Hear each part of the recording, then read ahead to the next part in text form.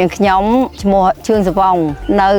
ភូមិស្ដីលើឃុំព្រៃលួងស្រុកឯកភ្នំខេត្តបាត់ដំបងមុខរបរខ្ញុំកសិករនេះឯងដាំឲ្យវាយវ៉ាន់ធ្វើស្រែអីហ្នឹងណាដាំបែបទំនើបហើយនឹងបែបបុរាណអញ្ចឹងវាខុសគ្នាត្រង់ថាកាលដែលយើងចាស់បុរាណរែកទឹកចាក់យ៉ាងទៀតយើងដាំខាងក្រៅទៅវាមានសត្វមានអីវារោមជប់អីចឹងទៅវាលំបាកនឹងការការពារហើយបើយើងដាំបែបទំនើបសម័យយើងឥឡូវនេះគ្រាន់តែទាញទ្វាបិទមកគឺជាប់ហើយតែម្ដងអង្គការដីជាជីវិតដល់ទៅពេលគាត់ជ្រើសផ្ទះស្នាញ់មកឲ្យមកខ្ញុំនេះវាពេញចិត្តនឹងដែកនឹងតែម្ដងមានអារម្មណ៍ថាដែកគេរឹងមាំរបស់គេនេះគឺល្អតែម្ដងតឡើងលឿនចេះវាថាគាត់មានដែកកោងពួតស្រាច់ដល់ពេលចឹងទៅបងប្អូនជាងគាត់មកដល់គាត់ចាប់មូលខ្ចៅ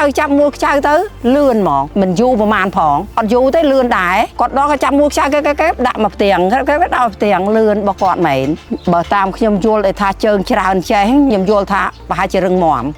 មិនងាយទេងាយខ្យល់បោកទេព្រោះជើងច្រើន